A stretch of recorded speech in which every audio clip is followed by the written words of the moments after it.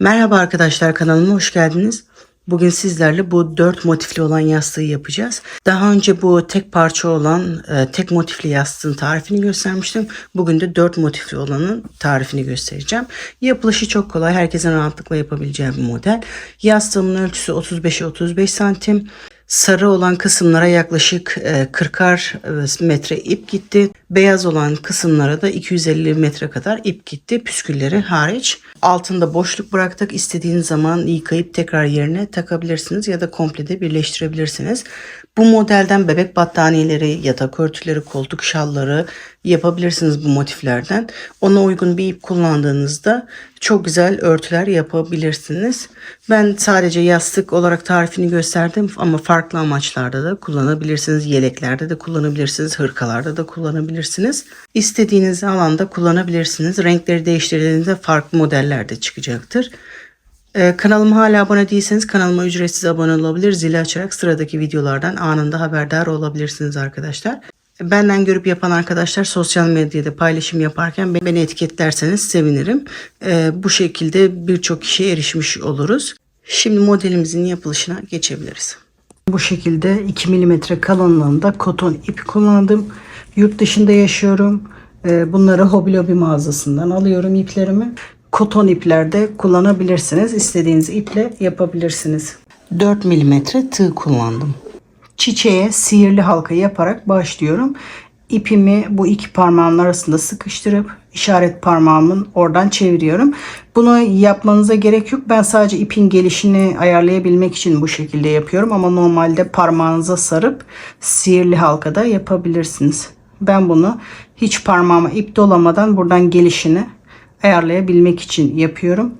Sihirli halka yaparken orta parmağımın önden arkaya doğru bir tur sarıyorum. Birleşim noktasından tutuyorum.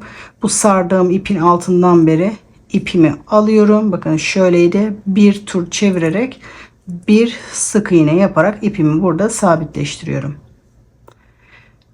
3 zincir yapıyorum. İlk yaparken 1 yapmıştım. Şimdi 2 ve 3. 3 zincir yaparak başlıyorum. Bu benim ilk trabzanım sayılıyor. 1 2 3 4 toplamda bu halkanın içine 24 tane trabzan yapıyorum. İkili trabzan 4 5 6 bu şekilde toplamda 24 trabzan yapalım.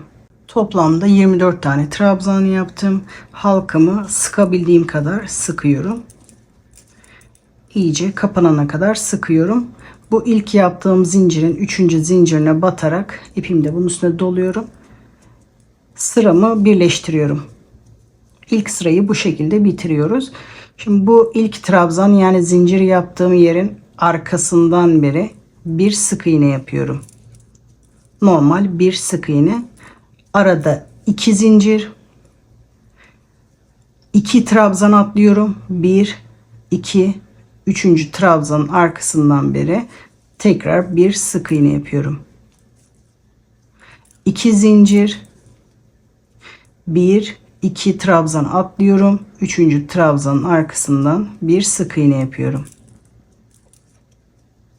2 zincir. 1 2 trabzan atlıyorum. 3. trabzanın arkasından bir sık iğne yapıyorum. Bu şekilde sıra sonuna kadar yapıyoruz. 2 zincir, 2 trabzan atlıyoruz. 3. trabzanın arkasından bir sık iğne yapıyorum. Bu şekilde sıra sonuna kadar yapıyoruz. Toplamda böyle 8 tane olacak. Sıra sonuna kadar yapalım. Sıra sonuna kadar geldim. Şimdi sonuncuyu yapacağım. 2 zincir. Bakın burada 2 trabzan atlamıştık. Üçüncüsü bu. İlk yaptığımız sık iğnenin tepesine batarak bu şekilde sıramı birleştiriyorum. Bir zincir çekiyorum. Bunu sık iğne yerine çekiyorum. Şimdi bu boşluklara trabzan yapmaya başlayacağız. Bu zincirlerin içine tığımı doluyorum. İlk çakma trabzan yapıyorum bu boşluğun içinde. Tığımı doladım. Normal trabzan yapar gibi ipi aldım. Üçünü birlikte yapıyorum. 2 seferde çekmiyorum. Şimdi normal trabzan yapıyorum. Tığımı doluyorum. Boşluktan ipi alıyorum. İlk önce ikisini, sonra diğer ikisini normal trabzan yapıyorum. Tekrar normal trabzan yapıyorum bir tane daha. 2 seferde çekiyorum. Bir sık iğne, bir çakma trabzan, 2 normal trabzan. Şimdi tekrar bir çakma trabzan yapıyorum. Normal trabzan yapar gibi üçünü birlikte yapıyorum. En son bu diğer sırada yaptığımız sık iğnenin tepesine batarak normal bir sık iğne yapıyoruz. İlk başlarken çektiğimiz bir zincir bu sık iğne yerine. Şimdi yeni boşluğa başlıyoruz. Bir çakma trabzan. Yani üçünü birlikte yapıyoruz.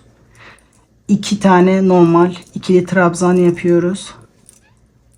Bir, tekrar normal trabzan, 2 seferde çektiğimiz. Şimdi tekrar bir çakma trabzan yapıyoruz boşlukta.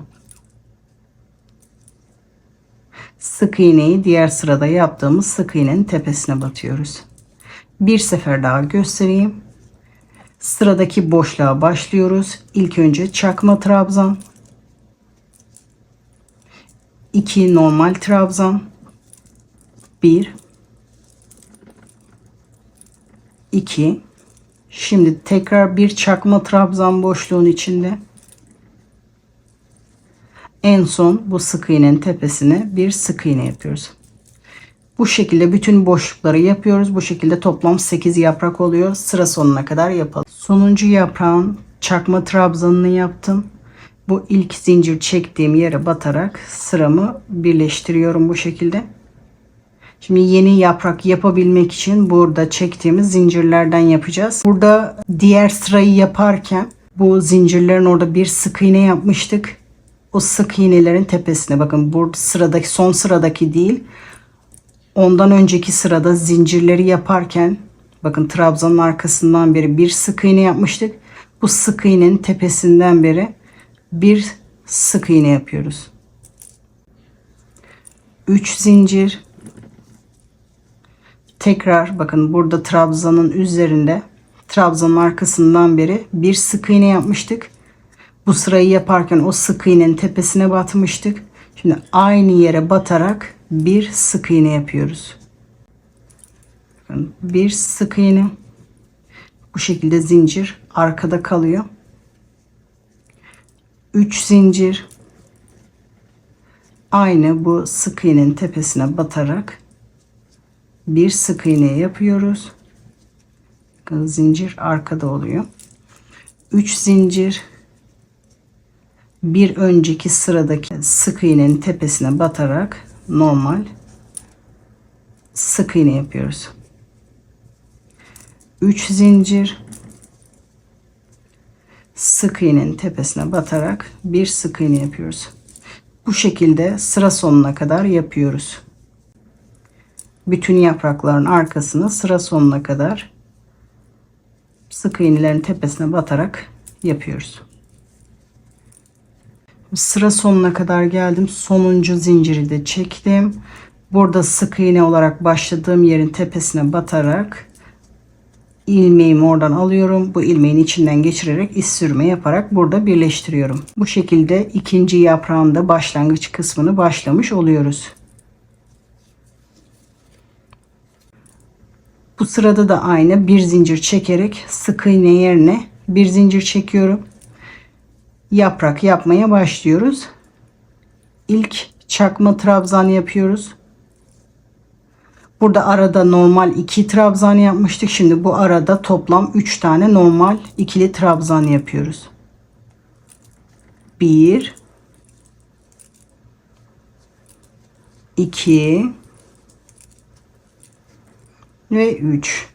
Biterken de tekrar bir çakma trabzan. Bu sık iğnenin tepesinde bir sık iğne. Diğer sırada zinciri yaparken tekrar bu aynı boşluğa tekrar batacağız. Tığımıza doluyoruz. Boşluk içerisinde bir çakma trabzan. Arada tekrar normal 3 trabzan. 1 2 ve 3. Tekrar biterken bir çakma trabzanla bitiyoruz. sık iğnenin tepesine batarak bir sık iğne yapıyoruz. Aynı şekilde buradaki yapraklarda yaptığımız gibi sıra sonuna kadar yapalım. Sıra sonuna kadar geldim. Son çakma trabzan yaptım. Bu ilk yaptığım zincirin oradan sıramı birleştiriyorum. Bu sıralarda zincirleri çekerken 2 yapmıştım. Bir zincir çoğaltarak 3 yapmıştım. Bu sırada 4 yapmayacağım. Çünkü 4 yapınca bu arkaya doğru şapka gibi bükülüyor. O yüzden düz durması için burada 2 zincir çoğaltacağım. Toplamda 5 zincir yapacağım. 1, 2, 3, 4, 5. Bu diğer sırada yaptığımız sık iğnenin tepesine batarak bir sık iğne yapıyorum. 5 zincir. Bu diğer sırada yaptığım sık iğnenin tepesine batarak bir sık iğne. 5 zincir. Bu diğer sırada yaptığımız sık iğnenin tepesine batarak bir sık iğne yapıyoruz. Zinciri burada 2 zincir çoğalttık ama yaprakları yaparken normal sayıda birer tane trabzan çoğaltarak yapacağız. Bu zincir sayısını değiştirdik ama yaprakta normal sıraya göre devam edeceğiz. Bu şekilde sıra sonuna kadar yapalım. Sıra sonuna kadar geldim. Burada yaptığım sık iğnenin tepesine batarak sıramı burada birleştiriyorum. Aynı burada tekrar bir zincir çekerek başlıyorum. Çakma trabzan yaparak ilk başlıyorum. Bir çakma trabzan. Arada normal 4 trabzan yapıyoruz ikili. 1 2 3 ve 4. Yaprak biterken de bir çakma trabzan. Sık iğnenin tepesinde bir sık iğne yapıyoruz. Başlarken bir çakma trabzan. Arada 4 ikili trabzan. 1 2 3 4. Şimdi yaprak biterken de bir çakma trabzan. Sık iğnenin tepesinde bir sık iğne yapıyoruz. Bu şekilde bütün yaprakların arkasında sıra sonuna kadar yapalım. Sıra sonuna kadar geldim. İlk zincir yaptığım yerden iz sürme yaparak sıramı birleştiriyorum. Bu diğer son sırada değil, ondan önceki sırada yaptığımız sık iğnenin tepesinden bir sık iğne yaparak sıramı birleştiriyorum. Bu yaprakların arkasındaki bu zincirleri çekerken 2 ile başladık. Sonra 3 yaptım. Sonra 5 yaptım. Böyle düz durması için. Şimdiki sırada 6 tane yapacağım. Eğer sizde 6 zincir gergin duruyorsa, böyle dönüyorsa çiçek, o zaman 7 yapabilirsiniz. Bunu kendi ipiniz ve elinizin sıklığına göre buradaki zinciri değiştirebilirsiniz. Ben 6 tane yapacağım. 1 2 3 4 5 6. Bu diğer sırada yaptığımız sık iğnenin tepesine batarak bir sık iğne yapıyorum. 6 zincir. Bu sık iğnenin tepesine batarak bir sık iğne yapıyorum. 6 zincir. Bu sık iğnenin tepesine batarak bir sık iğne yapıyorum. Bu şekilde sıra sonuna kadar yapıyoruz. Eğer kasma yaparsa, çiçek arkaya doğru dönerse buradaki zincir sayısını değiştirebilirsiniz. 6 zincir çektiğim son yaprağın arkasından beri bu ilk yaptığım sık iğnenin ortasından birleştirerek sıramı birleştiriyorum. Ve yaprak yapmaya başlıyoruz. Bir zincir ilk sık iğne için, yaprağın içinde çakma trabzan yapmaya başlıyorum. Burada ortada normal ikili trabzan 4 tane yapmıştık. Bu yaprakta 5 tane yapıyoruz. Bir çakma trabzandan sonra toplam 5 tane ikili trabzan yapıyoruz. 2 3 4 ve 5. Yaprağın sonunda tekrar bir çakma trabzan yapıyoruz. Bu sık iğnenin tepesine batarak bir sık iğne yapıyoruz. Aynı yaprak işlemi bütün zincirlerin içine yapıyoruz. Bir çakma trabzanla başlıyoruz. Ortada ikili trabzan. 1 2 3 4 ve 5. Yaprağın içinde son çakma trabzanı yapıyoruz. Sık iğnenin tepesine batarak bir sık iğne yapıyorum. Bu şekilde sıra sonuna kadar yapalım.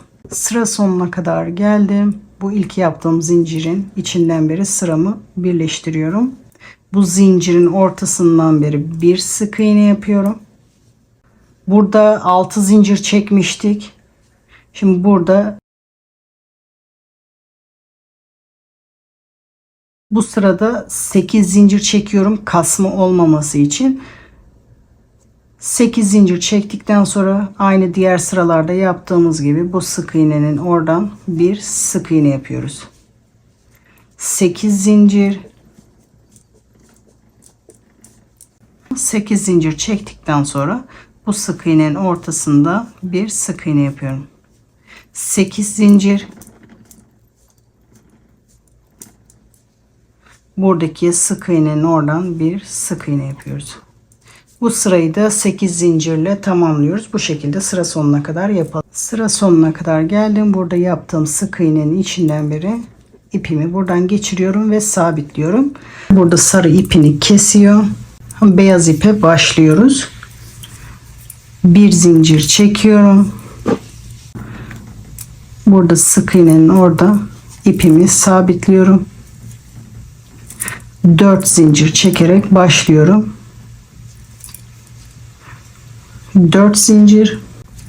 Boşlukta bir tane üçlü trabzan yapıyorum. 2 sefer tığıma doluyorum.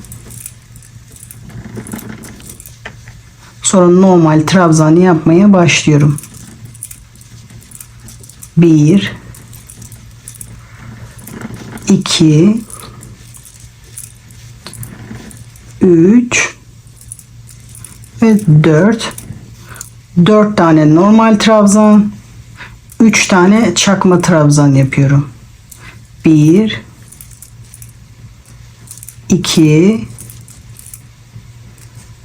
ve 3. En son bu sık iğnenin tepesine de bir normal trabzan yapıyorum. Şimdi uzundan kısaya geldik. Tam ortaya bir trabzan yaptık. Şimdi kısadan uzuna doğru gideceğiz. 3 çakma trabzan. 1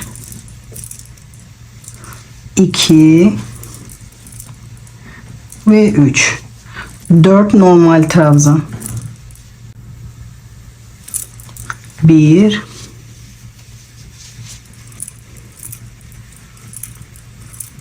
2 3 ve 4. 2 tane de üçlü trabzan yapacağız. Birisi bu boşlukta olacak, ikincisi köşede olacak. Tekrar 2 sefer doluyorum. Sonuncu üçlü trabzana da bu sık iğnenin tepesine yapıyorum. 2 sefer doladıklarımı ve en son ikisini birlikte. Şimdi köşe yapıyorum. 2 zincir. Tığımı 2 sefer doluyorum. Tekrar bu sık iğnenin içinde boşlukta trabzanı yapıyorum. 2 sefer doladıklarımı, üçüncü de ikisini birlikte yapıyoruz. Bir tane daha üçlü trabzan yapıyorum boşlukta. 2 sefer tığımı doluyorum. Boşlukta 2 sefer doladıklarımı, sonra normal trabzanı yapmaya başlıyorum. 4 tane normal trabzan. 1 2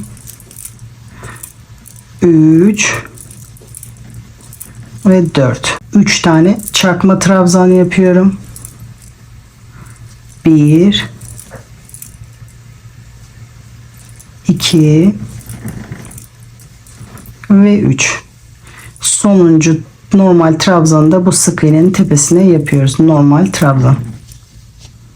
Boşlukta 3 tane çakma trabzan. 1 2 ve 3.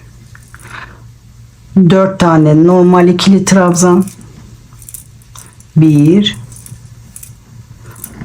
2, 3 ve 4. Şimdi üçlü trabzan yapıyoruz. Birini boşlukta, ikincisini köşede. 2 sefer tığıma doluyorum. Zincirin içinde 2 sefer doladıklarımı, sonra ikisini birlikte. Tekrar 2 sefer tığıma doluyorum. Köşeyi yapıyorum. 2 sefer doladıklarımı, son ikisini birlikte.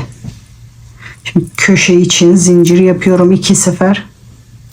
Tekrar tığımı 2 sefer doluyorum. Bu aynı sık iğnenin içinde kenara başlıyorum. Bu köşe için normal. Şimdi de boşlukta yapıyoruz. Üçlü trabzan. 2 sefer doladıklarımı, ikisini birlikte. Burada da diğer kenara başladım. Şimdi aynı bu kenarı, bu iki kenara da yapıyoruz. Toplam 4 kenarımız oluyor. Bu şekilde sıra sonuna kadar yapalım. Sıra sonuna kadar geldim. Üçlü trabzanın bir tanesini boşlukta yaptım. İkincisini de burada köşede sık iğnenin olduğu yere batarak üçlü trabzanımı da yapıyorum. Şimdi köşeyi birleştiriyorum.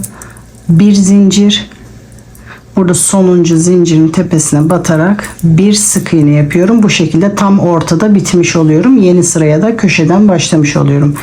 3 zincir, burada boşlukta, yani bu sık iğnenin olduğu yerde normal bir trabzan, bu zincirin tepesine bir trabzan,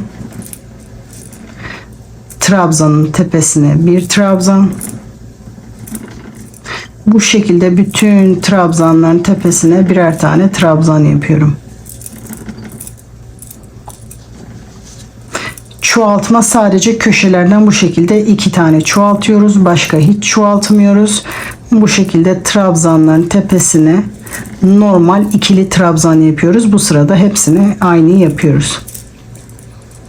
Bu şekilde köşeye kadar yapalım. Köşeye kadar geldim. Son trabzanın üzerine de yaptım. Şimdi boşlukta köşe kısmını yapıyoruz. Zincirin içinde 2 trabzan, tekrar yeni köşe için 2 zincir, tekrar aynı boşluk içerisinde 2 trabzan yapıyorum. 1 ve 2.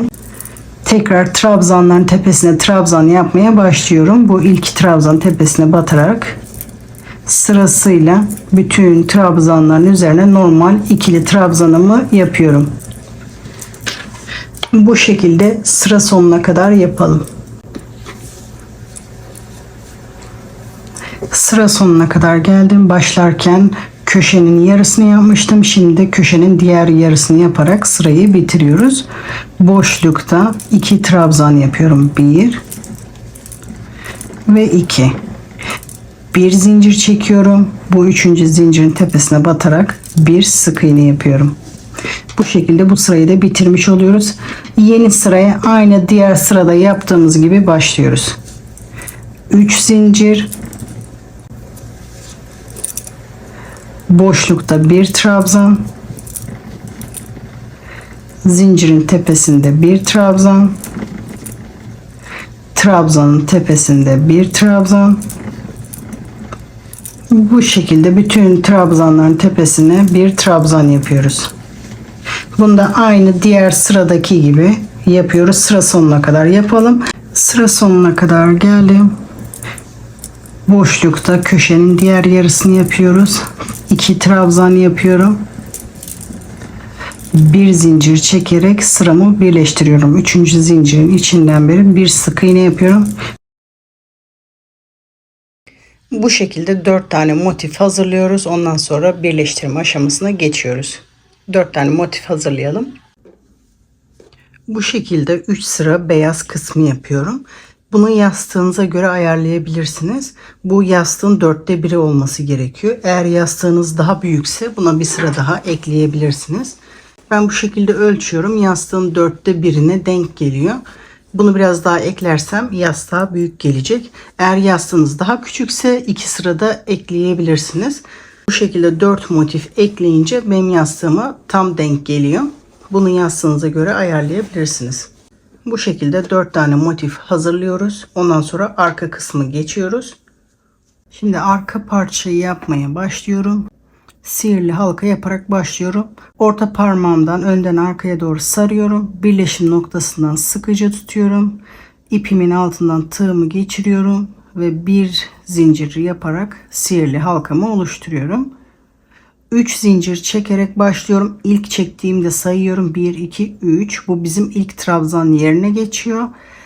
Bu 1. Toplamda 3 trabzan yapıyorum. İkili trabzan. 2 ve 3. Arada 2 zincir. Tekrar aynı boşluk içerisinde 3 trabzan daha yapıyorum. 1, 2 ve 3. Bu şekilde toplam 4 tane yapacağız. Arada 2 zincir. Tekrar aynı boşluk içerisinde 3 trabzan. 1, 2 ve 3. Tekrar arada 2 zincir. Aynı boşlukta 3 trabzan daha yapıyorum. 1, 2 ve 3. Sihirli halkamı iyice sıkıyorum. Birleştirirken hem burayı birleştirmem gerekiyor hem de yeni sırada ortadan başlamam gerekiyor. Bir zincir, bu ilk trabzan yani 3 zincir çektiğimiz yere batarak bir sık iğne yapıyorum. Hem bu köşeyi birleştirmiş oluyorum hem de yeni sıraya ortadan başlamış oluyorum. 3 zincir çekerek yeni sıraya başlıyorum. Bu benim ilk trabzanım. Burada sık iğne yaptığım yere bir trabzan yapıyorum. Köşenin tek tarafını oluşturmuş oluyorum. Bu ilk trabzan yani zincirin tepesine batarak bir trabzan. Buradaki trabzanların tepesine batarak birer trabzan yapıyorum. Sadece köşelerde arttırma yapıyoruz. Ve 3. trabzanın tepesinde de bir trabzan yapıyorum. Şimdi köşe yapıyoruz. Boşlukta 2 trabzan, 1 ve 2. Tekrar köşe için 2 zincir. Aynı boşlukta bu trabzanın yanında 2 trabzan daha yapıyorum. 1 ve 2. Köşe yaparken 2 trabzan, 2 zincir, 2 trabzan yapıyoruz bütün köşelerde. Bu hep aynı olacak. Sadece buralardan çoğaltma yapıyoruz ve normal trabzanların tepesine birer tane trabzan yapıyoruz. 1 2 ve 3. Şimdi köşede aynı buradaki gibi 2 trabzan, 1 2, arada 2 zincir, tekrar boşlukta 2 trabzan, 1 2. Bu şekilde sıra sonuna kadar yapalım. Sıra sonuna kadar geldim. Başlangıçta köşenin yarısını yapmıştık. Şimdi bitişte de diğer yarısını yapıyoruz. Boşlukta 2 trabzan, 1 ve 2. Aynı diğer sırada yaptığımız gibi hem sırayı birleştireceğiz hem de yeni sırada ortadan başlayacağız. Bir zincir, burada zincirin 3. zincirine batarak bir sık iğne yapıyoruz. Başlarken de aynı şekilde başlıyoruz. 3 zincir, boşlukta bir trabzan, sırasıyla bütün trabzanların tepesinde birer tane trabzan yapıyoruz.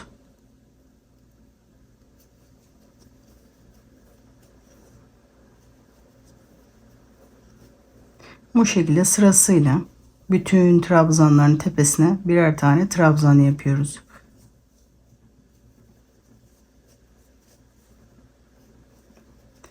Köşede de aynı diğer sırada yaptığımız gibi 2 trabzan, boşluk içerisinde 2 trabzan, arada 2 zincir, tekrar aynı boşluk içerisinde 2 trabzan. Sonra sırasıyla bütün trabzanların tepesine birer tane trabzan yapıyoruz. Sıra sonuna kadar bu şekilde yapalım. Sıra sonuna kadar geldim. Köşenin diğer tarafını yapıyorum. Boşlukta 2 trabzan. Her sırada yaptığımız gibi bir zincir, 3. zincirin tepesine batarak bir sık iğne. Hep aynı şekilde bu sırayı tekrar ediyoruz. 3 zincir, boşlukta bir trabzan, Sırasıyla bütün trabzanların tepesine birer tane trabzan yaparak bu dantelimizi büyütüyoruz. Bu şekilde. Bu hep aynı sırayı tekrar ederek dantelimizi büyütüyoruz. Yapmak istediğimiz genişliğe kadar yapıyoruz. Ben toplamda 14 sıra yapacağım. 14 sıra yaptıktan sonra ön tarafla birleştirebiliriz. Benim gibi çiçeğin etrafına 3 sıra beyaz eklediyseniz benim gibi 14 sıra yapmanız gerekiyor ki birleştirme aşaması denk gelsin. Şimdi 14 sıra yapıp geliyorum. Bu şekilde arka parçayı da hazırladım. Bu iki tane motifin bu trabzanlarını ve birer tane zincirlerini sayıyorum. Toplamda kaç trabzan ve zincir varsa aynı sayıda burada yapıyorum. İpimi kesiyorum.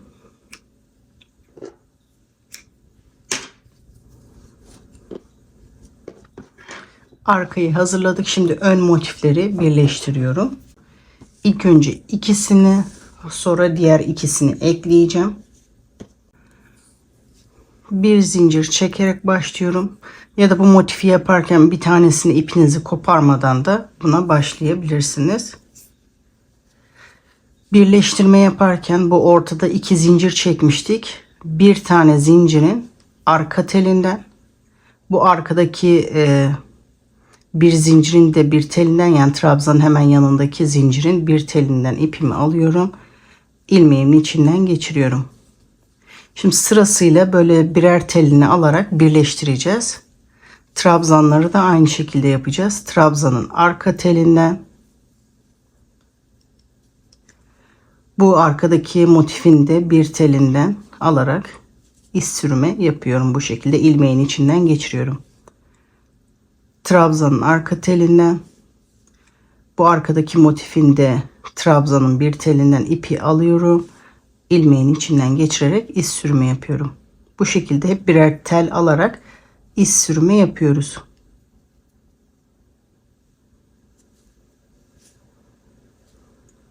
Bir tel buradan, bir tel buradan, bu şekilde iz sürme yapıyoruz.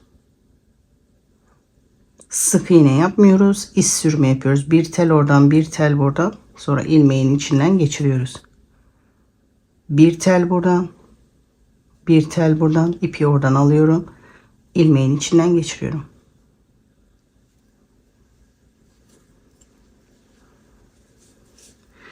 Bu şekilde birleştiriyoruz. Sıra sonuna kadar birleştirelim. Sıra sonuna kadar geldim. Bu şekilde iz sürme yaparak birleştirdim. Burada da zincirin arka telinden, bu arka tarafta da birleştirme noktasına gelmişim. Sık iğne yaparak birleştirmiştik. Oradan bir tel alıyorum. Burada iz sürme yapıyorum. Şimdi bu motifin tek tarafını birleştirdik. Şimdi diğer motifi birleştirmeye geçiyoruz. Bunlar da bu şekilde hiç zincir çekmeden aynı şekilde birleştiriyorum. Bakın trabzanın yanındaki zincirin arka telinden, bunun da trabzanın yanındaki zincirin arka telinden tığımı batırıyorum. İpimi alıyorum. İlmeğin içinden geçirerek iz sürme yapmaya devam ediyorum. Burada da trabzanların arkasındaki tellerden hiç sıramı kesmeden aynı şekilde bu tarafta da devam ediyorum.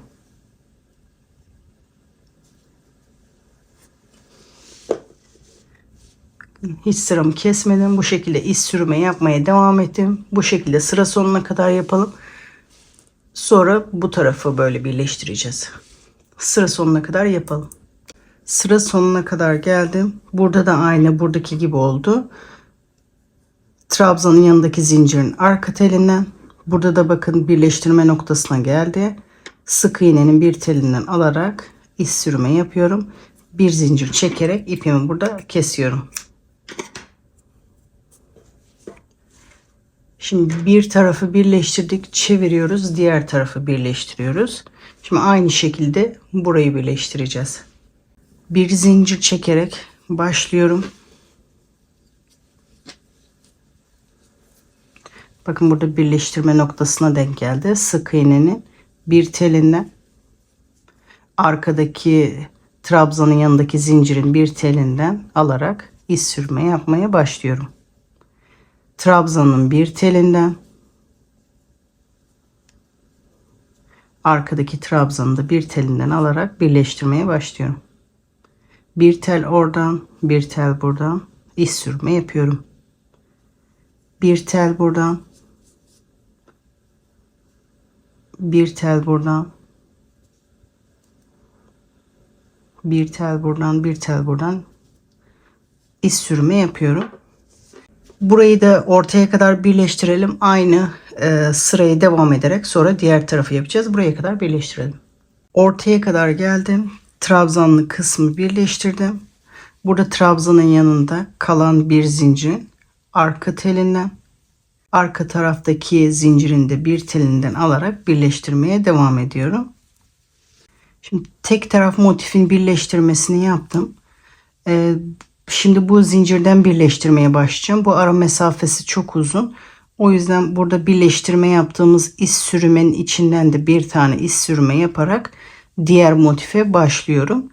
Zincirin arka telinden, karşıdaki motifin de zincirin bir telinden alarak iz sürme yapmaya devam ediyorum. Trabzanlarda da aynı şekilde birer tellerinden alarak iz sürme yapmaya devam ediyorum. Bu şekilde sıra sonuna kadar birleştirelim. Sıra sonuna kadar geldim. Trabzanlı kısmı bitirdim. Zincirlerini de birer tane tellerinden birleştiriyorum. Bir zincir çekerek ipimi burada kesiyorum.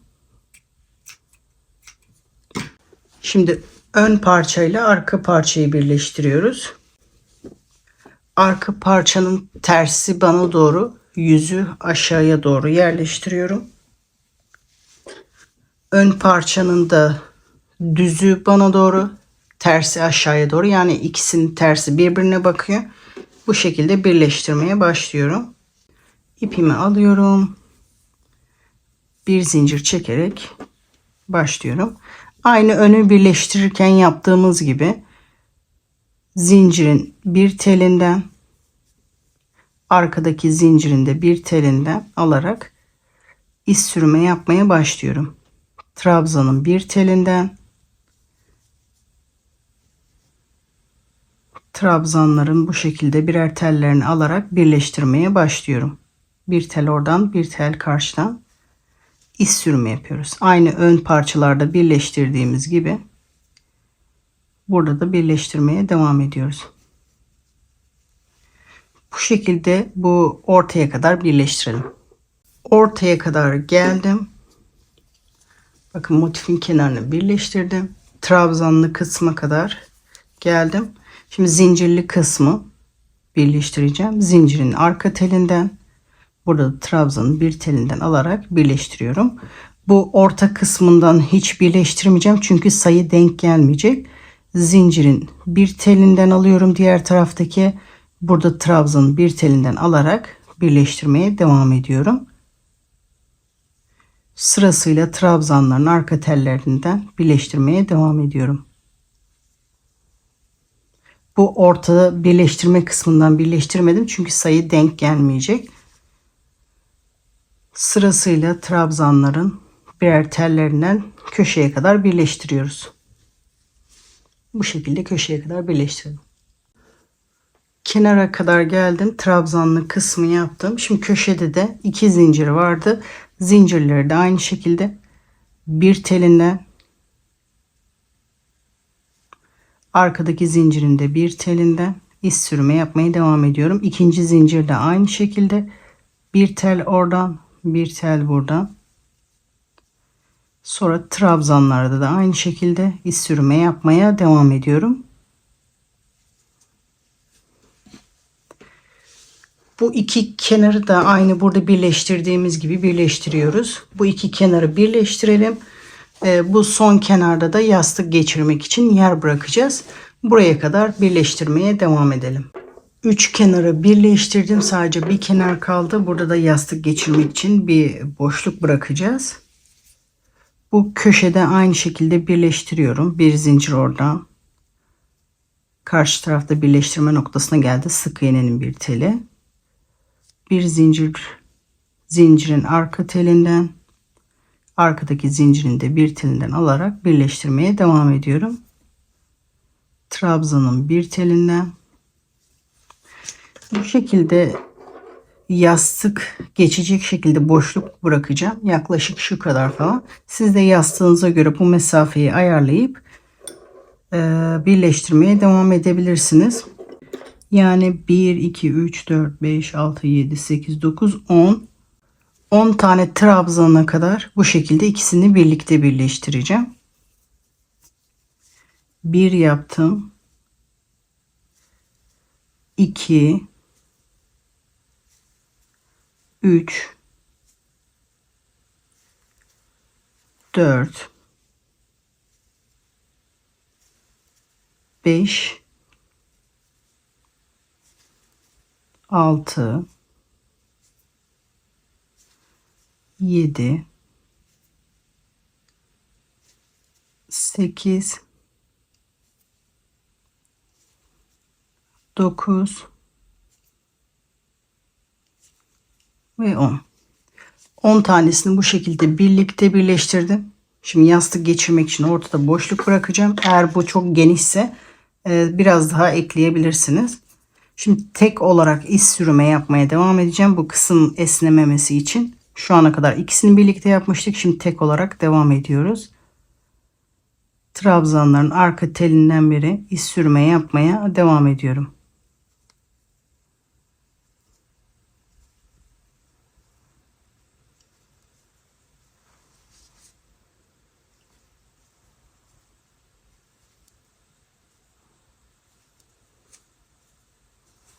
Bu şekilde iz sürme yapmaya devam ediyoruz. Ortaya kadar yapalım. Ortaya kadar geldim. Burada da zincirin arka telinden iz sürme yapıyorum. Bu ortada hiçbir işlem yapmadan diğer taraftaki zincirin arka telinden iz sürme yapmaya devam ediyorum.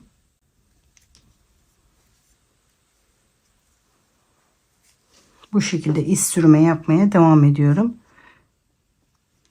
Trabzanların arkasından beri iz sürme yapmaya devam ediyorum. Bu şekilde tek olarak burada 10 tane trabzan kalana kadar tek olarak devam ediyorum. Ondan sonra ikisini birlikte yapıyoruz. 10 trabzan kala olana kadar sadece tek tarafı yaptım. Şimdi son 10 trabzanı ikisini birlikte yapıyoruz. Tam ölçüyorum karşı tarafla denk gelmesi için.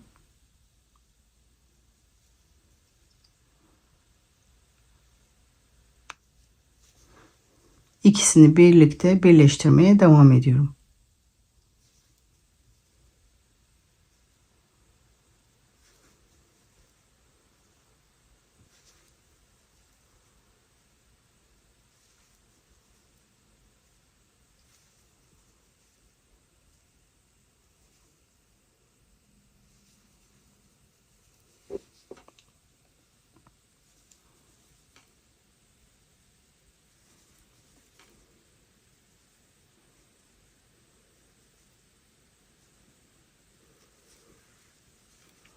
Sıra sonuna kadar geldim. Zincirlerinde birer telinden birleştirerek devam ediyorum.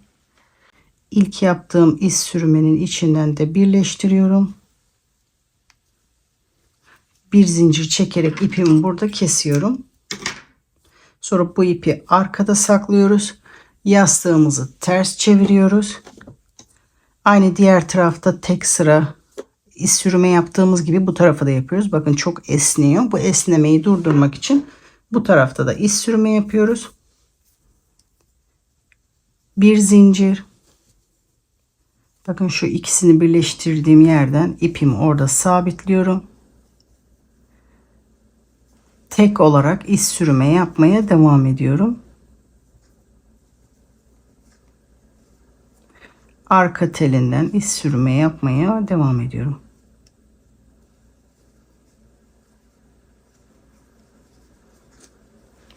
Bu şekilde bu ortak birleşim noktasına kadar iz sürme yapalım. Sıra sonuna kadar geldim. Birleşim noktasından da iz sürme yapıp bir zincir çekip ipimi burada kesiyorum. Sonra bu ipi de arkada saklıyoruz. Bu alt kısma isterseniz düğme dikebilirsiniz, isterseniz bağlama ipi de yapabilirsiniz. Ben bağlama ipi yapıyorum zincir çekerek. Yaklaşık 40-50 tane zincir çekerek başlıyorum. Bu ipi de böyle dolandırırsak saklamaya gerek kalmıyor. Bir o tarafa, bir diğer tarafa atarak devam edersek bu ipi saklamaya uğraşmıyoruz.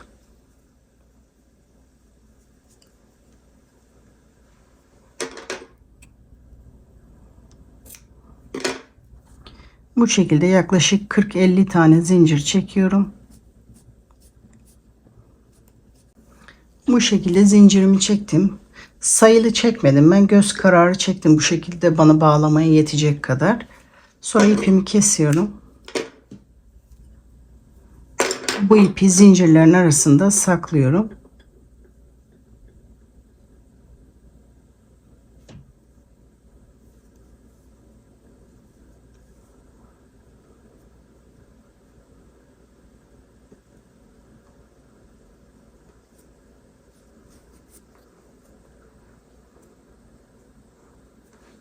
Bu şekilde zincirlerin arasında saklıyoruz. Bu ipimiz yıkarken kaybolmasın diye böyle tam ortada nereye denk geliyorsa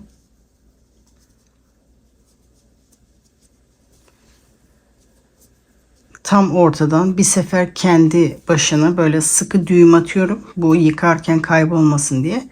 Yastığı geçirdikten sonra bu boşluklardan geçirip normal fiyonk atıp birleştiriyorum. Bu şekilde.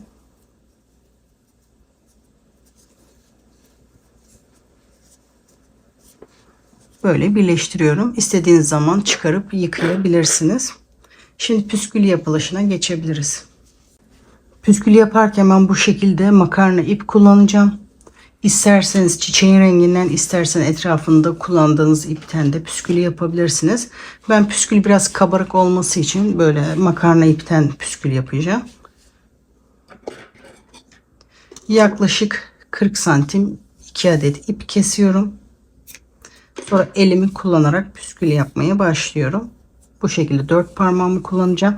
İpim kalın olduğu için 15 ya da 20 defa sararak bu püskülü hazırlayacağım. Diğer hazırladığım ipi alarak püskülün boyunda bu şekilde tutuyorum. Bu şekilde sarmaya başlıyorum. 1, 2, 3 ve 4. Sonra ipin diğer ucuyla 2 sefer sıkı düğüm atıyorum. 1 ve 2. Sonra bu bağladığımız ipi sardığımız ipin arkasından biri aşağıya doğru çekiyoruz.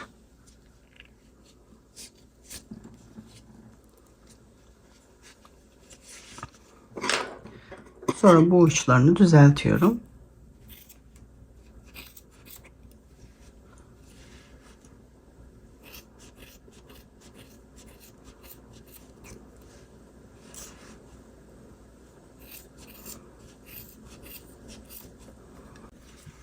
Bu şekilde püskülüm hazır. Daha kabarık olmasını isterseniz biraz daha sarabilirsiniz. Püskülü de takarken tam köşeden beri ipin tekini alıyorum. İlmeğin içinden geçiriyorum. 2 sıkı düğüm atıyorum. 1 ve 2. Sonra bu sardığımız ipin arkasından beri bu fazlalık ipi aşağıya çekiyoruz. Ya da isterseniz yastığın içine doğru da çekip orada da saklayabilirsiniz. Fazlalık ipi de bu şekilde kesiyoruz. Aynı şekilde diğer köşelerde takalım. Modelin bitmiş hali bu şekilde arkadaşlar. Umarım sizler de izlerken keyif almışsınızdır. Kanalıma hala abone değilseniz kanalıma ücretsiz abone olabilir. Zili açarak sıradaki videolardan anında haberdar olabilirsiniz arkadaşlar. Yapacak arkadaşlara kolay gelsin diyorum. Sıradaki videolarda görüşmek üzere. Hoşçakalın.